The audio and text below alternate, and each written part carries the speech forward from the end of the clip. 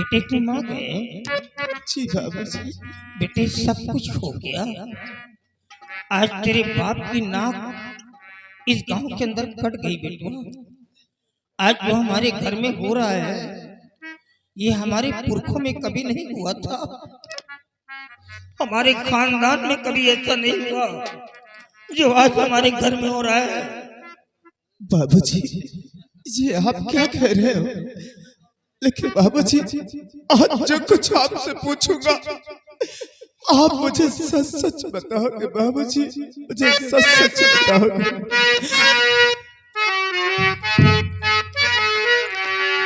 हुआ क्या हकीकती पिताजी बताओ, हुआ क्या हकीकत।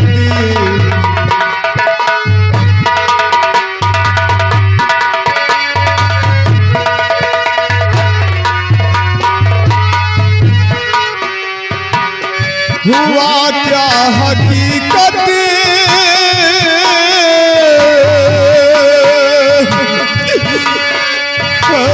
पिताजी बताओ,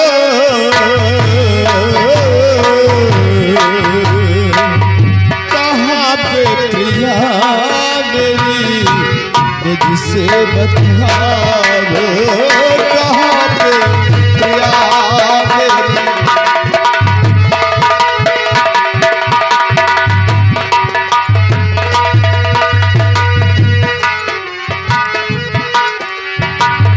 कसम अब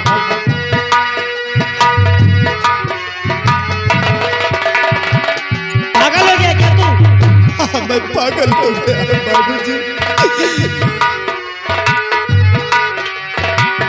कसम अपने औलाद की ना छिपाओ, कसम अपने औलाद की ना छिपाओ,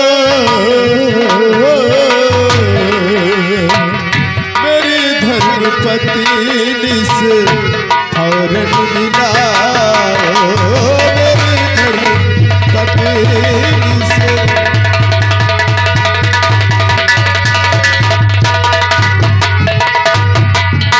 बाबूजी मैं अभी अभी बाहर भैया के पास गया था और वहां पहुंचा तो क्या देखता हूँ और भैया फूट फूट कर रो रहे थे। और मैंने उनसे पूछा आखिर आप लोग क्यों रो रहे हो? और सबको यहाँ पर नजर आता है लेकिन मेरी प्रिया कहीं नजर नहीं आ रही। तो जानते हो बड़े भैया ने मुझे क्या कहा? मुझे यही जवाब दिया कि तुम्हारी प्रिया घर के सभी जेवरात लेकर किसी गाय लड़के के साथ फरार हो गई। बाबूजी बाबूजी आप ही बताइए ना, आखिर मेरी प्रिया मुझे छोड़कर क्यों जाएगी? वो ऐसा क्यों करेगी बाबूजी, ऐसा क्यों करेगी? क्योंकि जब मैं लंदन से बैरिस्ट्री पास करके आ रहा था तो एयरपोर्ट पर प्रिया की और हमारी मुलाकात हुई थी। हाँ बाबूजी, और प्रिया ही ने अपने जुबान से कहा था कि मुझे अपनी पत्नी बनाकर अपने हवेली ले चलो और हम लोग साथ जीने व साथ मरने की कसम खाया था, एक दूसरे की स्वागत खाया था। तो फिर मेरी प्रिया मुझे छोड़कर क्यों जाएगी बाबूजी, क्यों जाएगी? क्या बोल गया तू? मतलब शादी के पहले ही तुम दोनों बच्चे एक दूसरे से मिल चुके थे? जी बाबूजी। एक दूसरे को लव करते थे? इसका अर्थ तो ये निकलता है ये तुम दोनों का एक ऑरेंज मैरिज नहीं था बल्कि लव मैरिज था। अरे नालायक, तेरे को बोलना चाहिए था ना कि मैं लड़की से प्यार करता हूँ। तेरे को बोलना चाहिए, अपने बाप से बोलना चाहिए था। अरे किस चीज की कमी है मेरे पास? कदाचित ये शादी टूट जाती तो क्या होता? वो तो मैं था जो शादी हुई है। अगर तेरे मदर की चलती तो शादी कतई नहीं होती। बेटे इसी बात को लेकर के तो मैं भी कंफ्यूज हो रहा हूँ कि देख, मैं इतना बड़ा जमींदार हूँ और तू एक बैरिस्टर है, तू बिटिया छोड़ करके क्यों जाएगी मेरे घर को? तेरे जाने के बाद मैं भी तो इस घर में नहीं था, मैं तो तीर्थ यात्रा पर चला गया था। और जब वापस आया तो देखता क्या हूँ कि तेरी माँ और नगराज एक कमरे में जाकर के जार जार करके रो रहे थे। मैंने पूछा भाई क्या बात है, तुम लोग क्यों रो रहे हो? तो दोनों ने एक ही स्वर में मेरे को जवाब दिया कि तुम्हारी बहुत सारे जेवरों को लेकर के किसी दूसरे लड़के के साथ निकल चुकी है। लेकिन बेटा मुझे अभी भी विश्वास नहीं हो रहा है कि वो बिटिया ऐसा करेगी। मुझे विश्वास नहीं हो रहा। मुझे भी विश्वास नहीं होता कि मेरी प्रिया ऐसा क्यों करेगी। लेकिन बाबूजी मुझे मेरी प्रिया चाहिए। अगर मेरी प्रिया मुझे नहीं मिली तो मैं अपनी जान दे दूंगा। नो बेटे नो नो, ये क्या कह रहा है? We will not coordinate। हम बुजदिली मौत नहीं मरेंगे। It is because we are a Chhatri, क्योंकि हम ठाकुर हैं, हम बुजदिली मौत नहीं मरेंगे। मैं भी सारी बात को समझ रहा हूं, क्योंकि आज 3 दिन हो गए हैं ना तो तेरी माँ मुझसे मिलने के लिए आई है और ना ही नगराज मुझसे मिलने के लिए आया है। इसी कमरे में पड़ा हूं मैं, ऑल नाइट तेरी माँ का वेट करता रहा कि आएगी बहू के विषय में कुछ बात करूंगा, लेकिन कौन आता है? किसी ने भी शकल को नहीं दिखाया।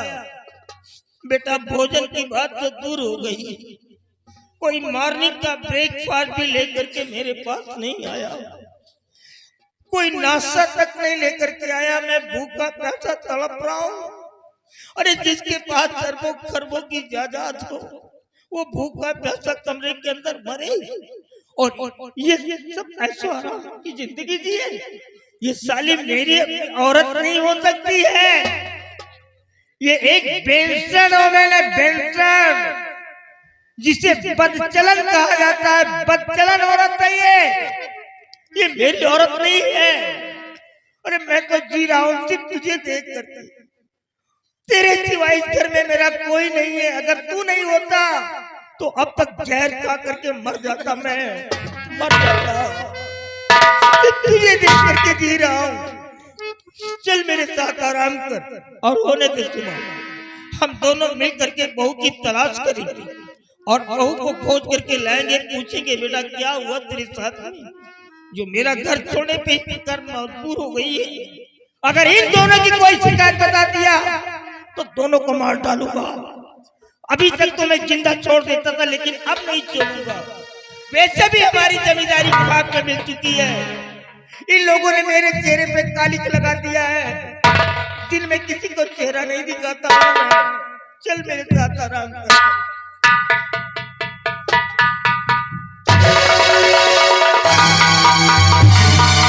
तो नमस्कार, मैं हूं आपका दोस्त महबूब अली।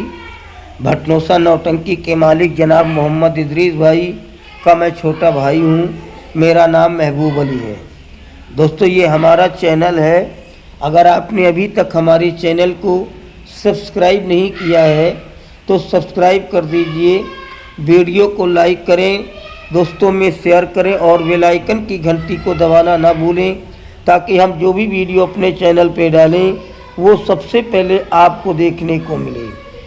आइए दोस्तों अब हम प्रोग्राम की जानकारी देंगे। कल मैंने आपको बताया था कि दिनांक 4 अप्रैल दिन शनिवार सन 2026 को हमारी कंपनी का प्रोग्राम नहर कोठी पर होगा, रायबरेली ज़िले में। हमारे घर मालिक आदरणीय भगवती बाबा साहब हैं, सनाब श्री वासुदेव साहब हैं, उन्हीं के हमारी कंपनी का प्रोग्राम आज होगा। आज 4 अप्रैल है, दिन शनिवार है, आज हमारा प्रोग्राम उन्हीं के यहाँ होगा। तो ये जानकारी तो मैंने कल आपको डाल करके बता दिया था। अब हम बात करेंगे आने वाले कल की, यानी 5 अप्रैल